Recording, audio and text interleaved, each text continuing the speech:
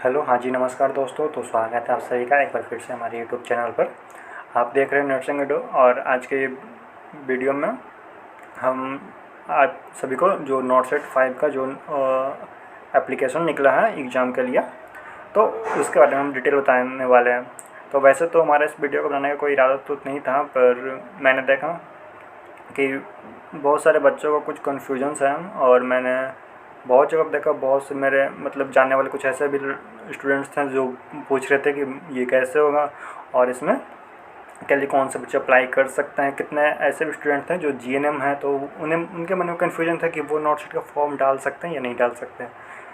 तो मैंने सोचा क्यों नहीं इस कन्फ्यूज़न को दूर कर दिया जाए, और आप सभी के लिए वीडियो बना ही देता हूँ। तो जैसा कि आप सभी को पता है कि नॉट सेट का जो नॉट सेट 5 का एक फॉर्म फिल करने का जो डेट है आपका, वो 5 अगस्त से ही निकला हुआ है। और आज आपका डेट ऑलरेडी 10 से 11 हो गया है, और मुझे पता है कि बहुत सारे बच्चों ने इस फॉर्म को फिल ऑलरेडी कर दिया है। पर जैसा कि मैंने आपको बोला कि इस वीडियो को बनाने का मेन मोटो मेरा यही है कि जिन जो जीएनएम के स्टूडेंट्स हैं वो फॉर्म कैसे डाल सकते हैं, उन्हें कब से तैयारी करनी चाहिए, इन सभी चीज़ पर मेरा फोकस रहेगा। ठीक है, तो चलिए सबसे पहले हम इसमें हम सैलरी से बात करते हैं। ठीक है, तो ये जो आपका नॉट सेट होता है ना, ये आपका कह लीजिए कि nursing officer recruitment common eligibility test होता है। इसमें यानी कि इस एग्ज़ाम को पास करने के बाद आप एक एम्स में एज ए नर्सिंग ऑफिसर काम कर सकते हैं। ठीक है, और जैसे कि यहाँ पर देख सकते हैं, इसमें आपका बैंड 2 की सैलरी का कह लीजिए जिक्र किया हुआ है कि इसमें आपको बैंड 2 की जो सैलरी होगी वो 9300 से 34,800, और विथ ग्रेड पे एक साथ आपका 4600 हो जाएगा। तो ये कुछ लिखा हुआ है। ठीक है, 4600 उसमें आपका ग्रेड पे हो जाएगा। तो चूँकि बैंड 2 की सैलरी है, तो बैंड 2 की सैलरी कम ही रहेगी, और जैसे जैसे आपका बैंड इंक्रीज करेगा तो आपकी सैलरी भी खुद ब खुद बढ़ती जाएगी। ठीक है, तो चलिए हम जो वीडियो का मेन मोटिव है वो हम आपको शुरू करते हैं कि जीएनएम वाले कैसे अप्लाई कर सकते हैं। तो अगर मैं इसकी क्वालिफ़िकेशन की बात करूँ, एलिजिबिलिटी क्राइटेरिया की, तो जो मेन होता है कि बीएससी नर्सिंग के स्टूडेंट, आप सभी को पता है कि जो बीएससी नर्सिंग के स्टूडेंट है वो इजीली एम्स के जो नॉट सेट एग्ज़ाम है इसके लिए अप्लाई कर सकते हैं, या फिर वो किसी भी स्टेट से हो। ठीक है, कोई भी स्टेट काउंसिल से आपका कॉलेज को रिकॉग्नाइज होना चाहिए, फिर कह लीजिए, या फिर आपका बीएससी पोस्ट सर्टिफिकेट है। ठीक है, पोस्ट बेसिक नर्सिंग भी अगर आपका है तो भी आप इसे फिल कर सकते हैं इस फॉर्म को। और जो इसका पॉइंट भी है बीएससी वालों के लिए, उसमें कहता है कि आपका जो है आप रजिस्टर्ड हो nurses and midwife with state और इंडियन नर्सिंग काउंसिल, यानी कि आईएनसी हो, या फिर आपका जो स्टेट नर्सिंग काउंसिल हो उससे आप रजिस्टर्ड होने चाहिए। ठीक है, तो ये था कि बीएससी वाले। लेकिन बात आती है अब जीएनएम वालों के लिए, तो बेशक इसमें जीएनएम वाले भी अप्लाई कर सकते हैं, लेकिन इसमें एक ट्विस्ट है। जो जीएनएम वालों के साथ होता क्या है कि जीएनएम वाले को 2 साल का एक्सपीरियंस चाहिए होता है। आप ऐसा नहीं कि आप जीएनएम कर लीजिए और आप नॉट सेट का फॉर्म फिल कर सकते हैं, ऐसा नहीं है। तो इसके लिए होता है क्या कि आपको डिप्लोमा की एक सर्टिफिकेट होनी चाहिए, यानी कि जीएनएम का, जनरल नर्सिंग मिडवाइफरी का। ठीक है, और जो आपका है जो ये सर्टिफिकेट है आपका आईएनसी या फिर state nursing council recognised institute से होना चाहिए। ठीक है, और उसके बाद आप अपना रजिस्टर्ड करवा लिए हों, आप अपने आप को रजिस्टर्ड करवा चुके हों स्टेट नर्सिंग काउंसिल में या फिर आईएनसी में, तो आप इसके लिए एलिजिबल हो सकते हैं। और इसमें जो सबसे मेन पॉइंट होता है जीएनएम वालों के लिए कि आपका इसमें 2 साल का एक्सपीरियंस चाहिए होता है, और वो भी एक ऐसा हॉस्पिटल में जो तकरीबन 50 बेड का हो। ठीक है, तो यही मेन टॉपिक है। बहुत से बच्चों को कन्फ्यूजन रहती है जीएनएम वाले को। मैंने देखा है कि उन्हें लगता है कि हाँ जीएनएम मेरी हो चुकी है और मैं रजिस्टर्ड नर्स हूँ, तो फिर क्या अप्लाई कर सकता हूँ। तो ऐसा बिल्कुल भी नहीं है। आपको 2 साल का कह लीजिए एक्सपीरियंस लेना पड़ेगा किसी भी 50 बेड वाले हॉस्पिटल से, तो उसके बाद आप एलिजिबल हो सकते हैं नॉट सेट के लिए। ठीक है, और जो है आपका ये था आपका एलिजिबिलिटी क्राइटेरिया। अब अगर एज की बात करूं तो फिर इसमें जो आपका एज है वो होगा 18 से 30 साल तक का। ठीक है, for all AIIMS between 18 to 30 years, ठीक है। और एज रिलैक्सेशन क्या हुआ और किस कैटेगरी वालों को कितना एज रिलैक्सेशन मिलेगा उसे हम वीडियो के आगे टॉपिक में बात करेंगे, ठीक है। अब हम आपको बता दूं कि इस एप्लीकेशन को भरने का आपको क्या चार्जेस लगेंगे और क्या फ़ीस लगेंगे। तो जैसा कि पता है कि जनरल हो या OBC हो तो इन सभी को थोड़ा सा फीस हाई लगता है, तो उसी तरह से यहाँ पर भी आपको थोड़ा सा एक्स्ट्रा फीस लगेगा। जनरल वालों को 3000 रुपया लगेगा आपको फॉर्म फिल करने का। बाकी जो कैफ़े से अगर आप फिल करवाते हैं तो कैफ़े वाला जो आपका ले आपका 100-200 एक्स्ट्रा जो भी ले, तो वो लगेगा आपका एप्लीकेशन फ़ीस जनरल वालों के लिए। और SC/ST वालों के लिए आपका लगेगा टोटल 2400 यानी कि 2400 रुपया प्लस एक्स्ट्रा एडिशनल आप रख लीजिए जो कैफ़े वाला आपसे लेगा, ठीक है। और ये आप किसी भी तरह से कर सकते हैं और नेट बैंकिंग या फिर online debit card, credit card, किसी भी थ्रू, ये सब आप लोगों को पता ही होगा। चलिए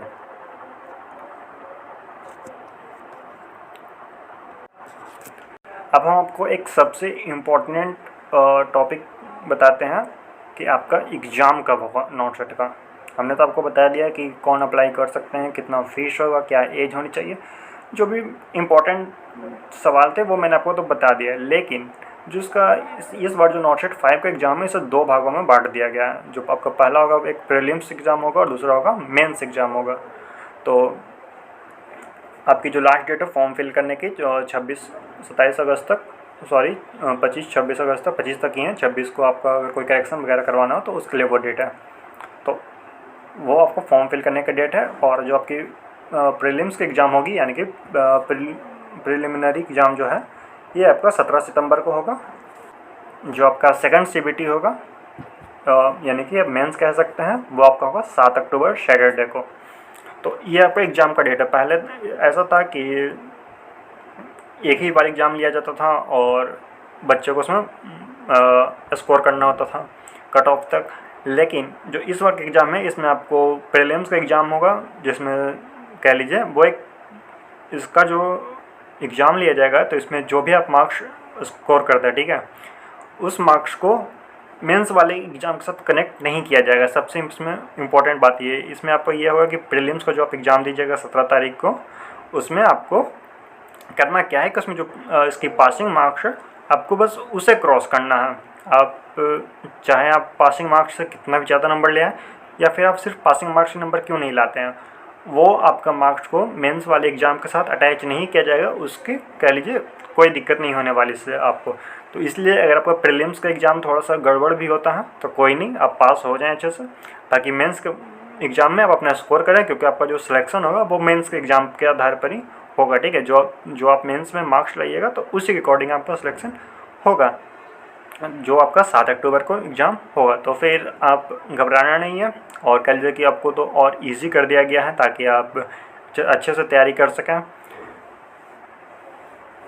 तो चलिए अब बात करते हैं एज रिलैक्सेशन वालों को कि किस एज को कितना रिलैक्सेशन मिलेगा, वो भी देख लेते हैं। इसमें ये PDF मैं आपको अपने टेलीग्राम चैनल पर दे दूंगा, क्योंकि ये PDF 14 पेज का है। मैं आपको अगर सारी बातें इसमें से डिटेल करूँ तो फिर वीडियो काफ़ी लॉन्ग हो जाएगी, ठीक है। तो देख सकते हैं जो आपका एज रिलैक्सेशन है, आपका age relaxation miscible beyond the upper age limit, ठीक है। और इसमें आपका SC/ST वालों के लिए 5 साल की छूट मिलेगी और OBC वालों के लिए 3 साल की छूट मिलेगी। फिर जो आपका वो ऐसे जो PWBD हैं तो उन्हें 10 साल की छूट मिलेगी, लेकिन जो आपका मैक्सिमम एज आपका 56 साल से ज़्यादा नहीं होना चाहिए, ठीक है। तो इस चीज़ को थोड़ा ध्यान में रखना है। और अगर सेम इसी तरह से अगर आप PWBD में हैं और साथ में आप OBC कैटेगरी से आते हैं तो फिर आपका 10 साल का PWD का छूट और 3 साल का आपका OBC का छूट, यानी कि टोटल आपका यहाँ पे 13 साल की छूट मिल जाएगी। तो इसी तरह से PWD या फिर SC/ST में आते हैं तो 10 साल इधर और 5 साल SC/ST वालों को मिला करके 15 साल की छूट आपको यहाँ भी मिल जाएगी। और आप अगर एक्स सर्विस मैन है, यानी कि आप पहले किसी में जॉब करते थे, ठीक है, किसी कमीशन ऑफिसर में हैं या फिर आप SSCO हों या फिर ECO हों, तो फिर वहाँ पे आपको 5 साल की छूट मिल जाएगी। और इसमें ज़्यादा डिटेल्स जानने के लिए आप PDF का जो Annexure 2 है वो पढ़ सकते हैं। वो मैं आपको टेलीग्राम पे दे रहा हूँ PDF, तो आप वहाँ से इसे पढ़ लीजिएगा। और जो सेंट्रल सिविलियन एम्प्लॉय हैं, यानी कि जो ग्रुप बी के पोस्ट के हैं, तो उनके लिए जो एज रिलैक्सेशन होगी वो कुछ इस प्रकार से होगी। तो जो आपका सेंट्रल गवर्नमेंट सिविलियन एम्प्लॉयज़ हैं, तो उसमें आपका एक होगा 5 साल की छूट मिलेगी जो जनरल कैटेगरी से हैं। और जो OBC कैटेगरी से हैं उन्हें 8 साल का, यानी कि 5 साल का बेसिक और 3 साल का आपको OBC कैटेगरीज वाइज जो मिलती है वो मिलेगी। और सेंट्रल जो SC ST कैटेगरी से आते हैं उन्हें 5 साल की छूट मिलेगी जो आपके बेसिक है, जो जनरल जो मिलती है, और प्लस 5 साल की छूट मिलेगी आपको SC ST के अकॉर्डिंग, ठीक है।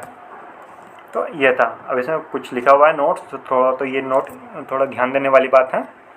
कहता है कि age relaxation is applicable only for central government employ, यानी कि आप सेंट्रल गवर्नमेंट के एम्प्लॉय होने चाहिए, ना कि आप स्टेट गवर्नमेंट से आपको हो, तो फिर दिक्कत हो जाएगी, वहाँ पर आपको छूट नहीं मिलेगा। And not to personnel working autonomous और statutory bodies, public sector undertaking AIMS employees will not be considered as central government employee for the purpose of age relaxation। यानी कि जब अगर आप पब्लिक सेक्टर में काम करते हैं या फिर कुछ इस तरह से जो अगर आप पर्सनल वर्किंग करते हैं, तो फिर वहाँ से आपको एज रिलैक्सेशन नहीं मिलेगी। आपको एज रिलैक्सेशन पाने के लिए आपको इसका ध्यान रखना होगा कि आप सेंट्रल गवर्नमेंट में काम करते हों। चलिए, और यहाँ पे आपको देख सकते हैं जो आपका अनेक्चर 1 है, इसमें आप कौन से एम्स में, यानी कि भटिंडा, भोपाल, भुवनेश्वर, पटना, बिलासपुर, देवघर, गोरखपुर, आप जिस भी एरिया से हों, आपके जो एम्स है वहाँ कितनी सीट खाली हैं, तो इसमें आपको वो जानकारी मिल जाएगी। आप बस कुछ नहीं करना है, आपको बस PDF ओपन करनी है। यहाँ पे आपको सभी एम्स की वेबसाइट दी हुई है, तो आप यहाँ से कितनी वैकेंसीज खाली हैं साइट पर जा कर के देख सकते हैं।